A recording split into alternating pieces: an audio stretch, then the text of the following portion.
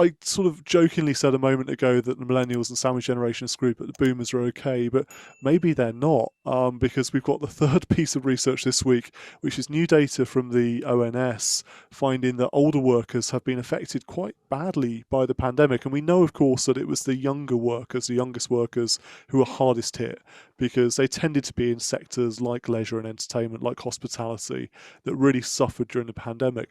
But actually, older workers are really badly stuffed when it comes to this too. Aged over 50, 1.3 million people over 50 in the UK on furlough.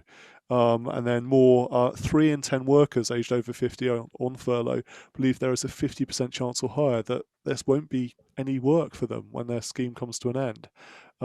So it's not good news either. I'm sorry if we're on a bit of a downer today, but it's not good news either, is it, for these older workers?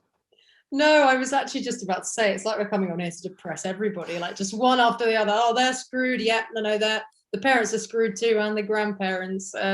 Unfortunately, that is the way a lot of this has been in the last year. But yeah, I mean, again, this kind of goes back to what I was saying a second ago, and that this feels a little bit like the untold story of the pandemic, because so much has been made of young people, and understandably, if they've lost their jobs and they're struggling to start out on their careers, that's a huge stress.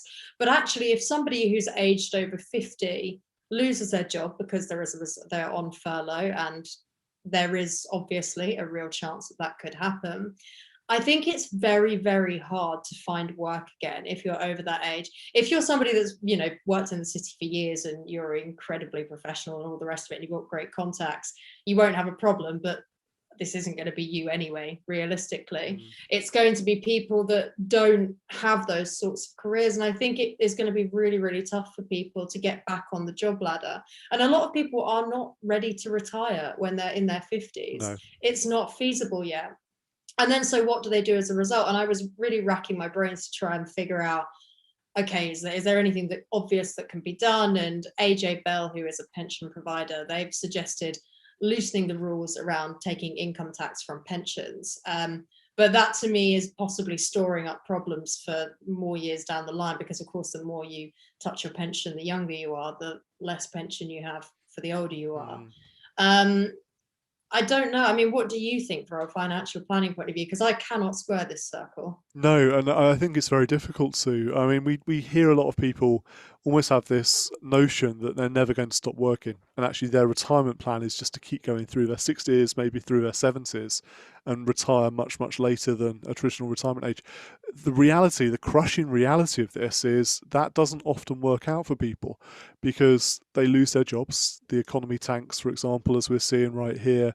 They get in poor health and they can't keep working, and that sadly does happen. The older you get, the more likely you are to face health problems. Or, as we mentioned earlier with this sort of sandwich generation reference, they're forced to give up work because of caring responsibilities for a partner, for a parent, for a relative, a loved one.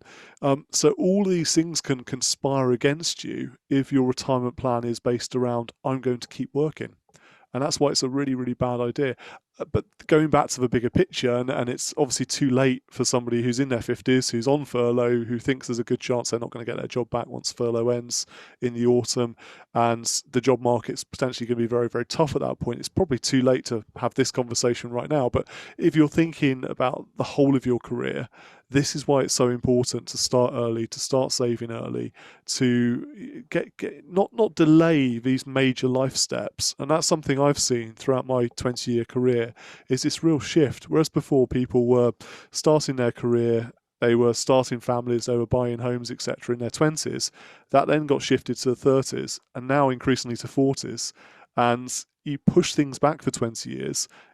Sad to say, you do run out of time a little bit to plan for retirement. I really am on a downer today, aren't I? But I think it's the message from all of this and from this research is start as early as you can and do make provision for retirement, even if you consider that to be your plan B. Your pension pot is your plan B, because it's fine to have an intention to keep working forever, but if you can't for any reason, you must have a safety net to fall back on.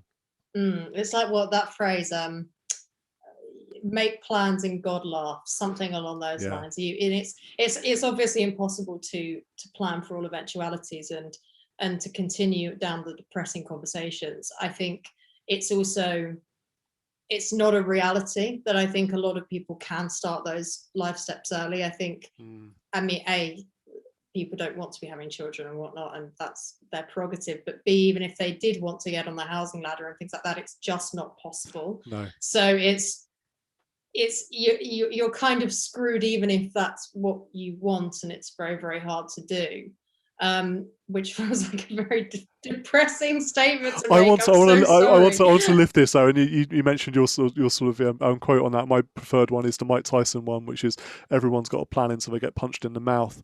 But I want to sort of try and make this a bit more positive. So we're hearing here 1.3 million over 50s on furlough. 3 in 10 believe there's a 50% chance higher that they won't have a job once that scheme comes to an end. I would say make every moment count between now and the end of the furlough scheme, because I think that comes to an end in September. I want to say it gets reduced down a bit, but make those moments count. Make sure your skills are up to date. There are online courses you can access, many of them for free. There are skills retraining courses and workshops you can go on. Get your CV worked. Speak to people, make sure your network is out there, get your LinkedIn profile updated, but really make sure you are in the best possible position, because it sounds like there will be an awful lot of over 50s who have got fantastic experience and all this knowledge that I'm sure employers want to capture and make best use of post-pandemic. And there will be a bit of an economic boom, a mini boom. We were talking about the roaring 20s in that concept. So make the most of it, but put yourself in the strongest possible position. Don't sort of sit back, wait for furlough to end, and then discover you've lost your job, and then think, what am I going to do next? Think about that now. Actually, make your plan B now, just in case that happens. I don't think I could top that. I literally feel inspired to update my CV, and I'm employed. We should all do it from time to time. I haven't written a CV for 20 years, but I probably should do at some point, just in case. Hannah, thank you for joining us again for Talking Money this week. As always, we hope you enjoyed listening and watching. If you're listening to the podcast, please do leave us a rating and review by pressing on that podcast artwork in iTunes or your favourite podcast player. And if you're watching us on YouTube, it'd be great if you could press the like button, and also make sure you subscribe to the channel. But that's all from us for this week. Hannah, thank you for joining me. Thank you everyone for watching and listening. Thank you.